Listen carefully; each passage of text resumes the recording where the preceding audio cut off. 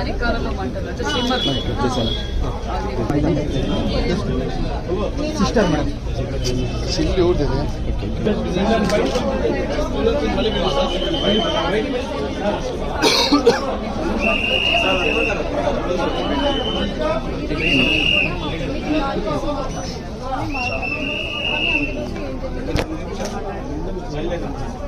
అక్కడ వచ్చినప్పుడైతే హాస్టల్స్ గురించి ఏం సమస్య ఏమీ చెప్పలేదు. ఏమేమన్నా ఉన్నాయంటే హెల్త్ మాత్రం ప్రాబ్లం ఉందండి. నాకు కొద్దిగా ఇది వెనక్కి పెట్టు.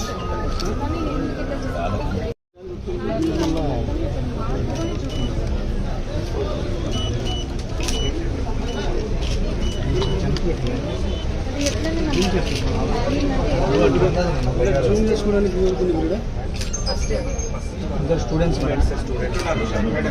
చూసి పైన వాళ్ళకి చెప్తారు అబ్బాయి ఉంది. మీరంతా ముందు ఎంతసేపు ముందు చూసారు? అమ్మవారికి కాల్ చేశాడు. 4:30కి కాల్ చేశాను. మదర్కి ఫోన్ చేశారు. 4:30కి ఫోన్ చేసినారు.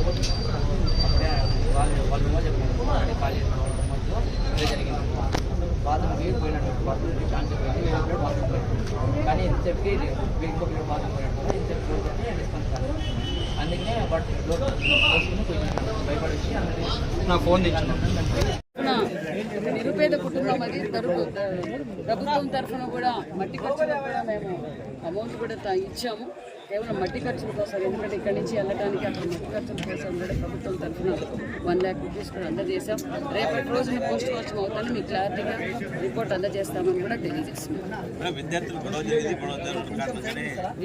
గొడవ అంటే నేను పిల్లలతో కూడా ఇంటరాక్ట్ అయ్యాను సార్. చిన్న సిల్లీ గొడవలు, అది 3 రోజుల కిందట జరిగింది. సిల్లీ గొడవలు మళ్ళీ కూడా వాళ్ళ ఫ్రెండ్స్తో బాగా కలిసిపోయారు. మధ్యాహ్నం 4:30కు వాళ్ళ అమ్మతో కూడా మాట్లాడారు. వాళ్ళ అమ్మతో మాట్లాడినప్పుడు కూడా వాళ్ళ అమ్మ నాకు సెల్ ఫోన్ కావాలి, ఒక సెల్ ఫోన్ కావాలని కూడా అడిగారు. అబ్బాయి అయితే బాగుంది.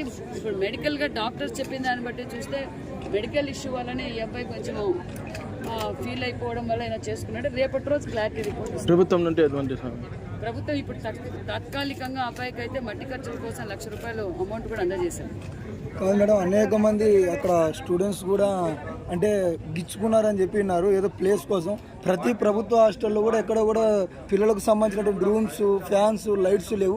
దీని మీద ప్రభుత్వం వచ్చి 3 నెలలు దాటినప్పటికి కూడా ఎక్కడ బీసీ హాస్టల్లో ఒక్క హాస్టల్ కూడా మార్చినటువంటి దాఖలాలు లేవు మేడం. అనేక మంది విద్యార్థులు ఈరోజు ఇట్నే బలైపోతున్నారు. ప్రభుత్వాలు మారుతున్నాయి కానీ విద్యార్థుల జీవితాలు మారడం లేదు. సార్, గతంలోనే మీరు గత 5 సంవత్సరాలుగా రాష్ట్రంలో ఏం జరుగుతుందో మీకు తెలుసు. మేము అధికారంలోకి వచ్చిన రోజు నుంచి కూడా నేను బీసీ వెల్ఫేర్ మినిస్టర్గా చాలా స్కూల్స్ కూడా ఇన్స్పెక్షన్ చేశాను. చాలా రెసిడెన్షియల్ స్కూల్స్ కూడా ఇన్స్పెక్షన్ చేశాను. ఎక్కడికక్కడ ఆల్రెడీ మేము ఆ ప్రణాళికలో ఉన్నాం. బీసీ పిల్లలు అందరూ బీసీ బడుగు బడిగిన వర్గాల పిల్లలు చదువుకోవాలన్న అజెండానే ఎన్డీఏ ప్రభుత్వము నిర్ణయం అని కూడా మీకు తెలియజేస్తున్నాం. ఖచ్చితంగా ఆల్రెడీ ప్రణాళిక కూడా మొదలైందనే విషయం కూడా తెలియజేస్తున్నాం. ఓకే సరే.